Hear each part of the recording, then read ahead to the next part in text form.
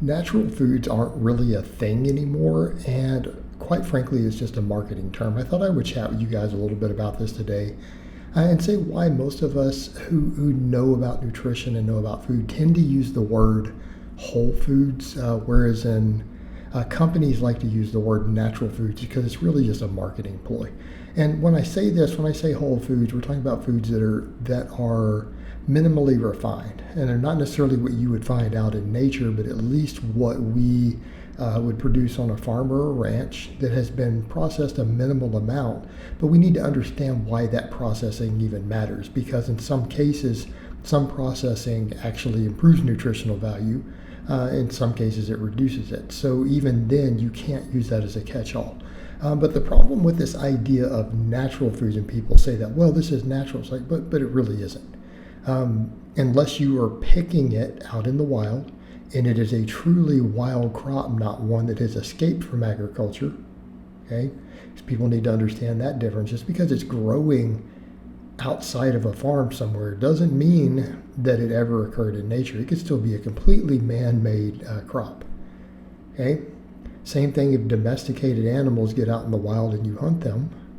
It's not necessarily a wild animal, although we could make the case for that, probably more so. So what do I mean by that? Well, most of the foods we eat don't exist in nature. Okay, and our meat is not in the form that it would be found out in the wild either. And I want to note that I'm not saying this is a bad thing. When I say this, people are saying, so you're saying everything grown is bad. No, I'm not saying that at all, because I don't believe in the naturalistic fallacy, or the appeal to nature fallacy, I'm sorry, which states that, if it's natural, it's better. See, that's a fallacy, and it's also a fallacy used to sell products to you. Okay, it's not based on reality. It's not really how things work. All right, so the idea, though, that stuff is natural just because we haven't refined it much isn't really true. All right, our crops, they're all selectively bred. In other words, their entire foods that you recognize and think of as health foods, and they are health foods, they are superfoods, that don't exist in nature, like broccoli, cauliflower, there's like 6 different vegetables that all originated as the same species, and it does not look anything like what your final products are today. Okay, there was a species that was selectively bred by humans, and they turned it into all these different foods. And so broccoli and cauliflower are on that list, and I forget the others off the top of my head, but those are 2 of the big ones. I want to say it's something like Brussels sprouts or whatever. But there's like 6 of them. These foods are not found in nature at all. We selectively bred those over centuries to create these nutrient-dense superfoods. Okay, all your fruits, most of your vegetables, they're selectively bred to have higher nutritional content. Like they taste better, they have more substance to them. So these are foods that don't exist in nature. Now, when people say, "Well, what kept people then from getting nutrient deficiencies in nature?" Nothing. That's why people died. That was the leading cause of death for hundreds of thousands of years among our species. Okay, malnutrition, that and infections, that's the stuff that killed us. Now, today, because we don't have these problems, it's heart disease, diabetes, cancer. That's our 3 killers, heart disease being the top of the list. Okay, do we understand that? So nothing stopped us. We died. People starved to death. They had major nutritional deficiencies that killed them every time there was a problem, like a famine or ice age, anything like that. Okay, people died.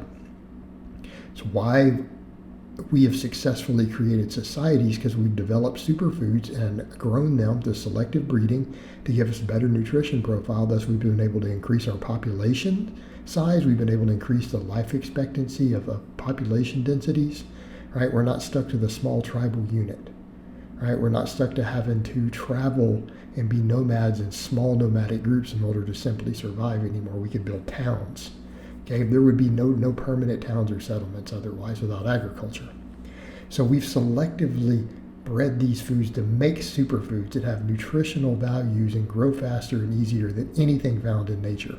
So they're not natural. Doesn't mean they're not good for you. They're superior to what's found in nature. All right, we come to our animals. People don't seem to realize, well, they're like, well, if it's grass-fed, it's more, but, not really.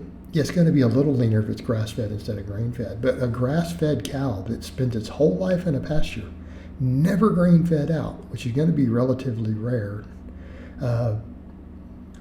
It lives on just grass its entire life. Still has way more body fat than, say, a deer or something that you hunt. Why?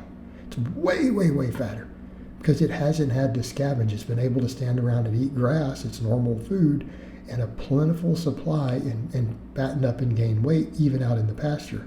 Yes, it's leaner than if you fatten it up with grain-fed, but it's still not what you would think of as a natural animal. The fat is often 4 or 5 times higher than, say, most wild game.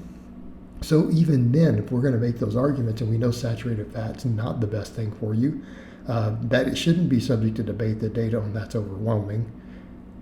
So when you look at that, people will say, well, saturated fat's so bad, then how come people survive? Well, because one, they didn't live long enough to have the heart disease. Number two, the animals aren't as fat. Okay, they don't have as much of it. Does that make sense?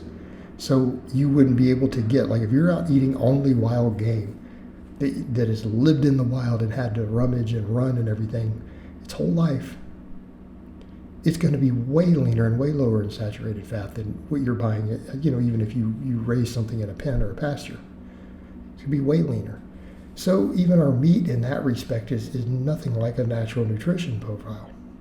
Now, I'm not saying it might not be better in some ways. Might have better vitamin and mineral content. All right, same thing when it comes in with processing.